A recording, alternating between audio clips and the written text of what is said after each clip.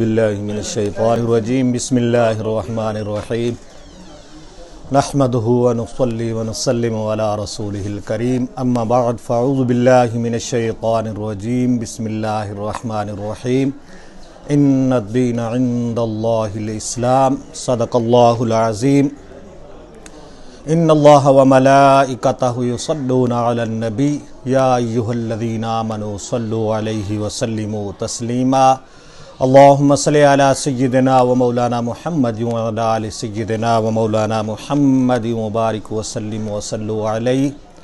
معزز سامعین و ناظرین السلام علیکم ورحمۃ اللہ وبرکاتہ۔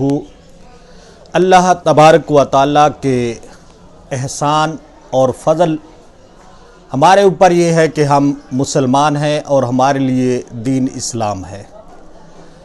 دین اسلام یہ کسی مولوی، کسی پیر یا کسی خاص طبقے کے لیے نہیں ہے، بلکہ اللہ تبارک و تعالیٰ نے اپنی تمام مخلوق انسان اور جن ان کے لیے یہ دین بھیجا ہے۔ حضرت آدم علیہ السلام سے لے کر نبی آخر الزماں آقا دو جہاں صلی اللہ تعالیٰ علیہ وآلہ وسلم تک یہ دین مکمل ہوتا رہا اور بالآخر آقا دو جہاں صلی اللہ تعالیٰ علیہ وآلہ وسلم کی ذات طیبہ پہ یہ مکمل ہو گیا۔ یہ دین وہ دین ہے کہ جو ہر مسلمان کے لیے، ہر انسان کے لیے ہے اور یہ آسان دین ہے۔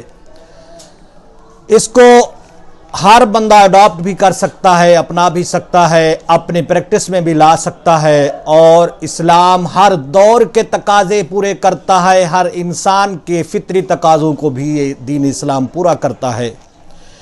آج کا پیغام یہ ہے کہ یہ دین اسلام بہت آسان ہے اور یہ زندگی کو آسان بناتا ہے۔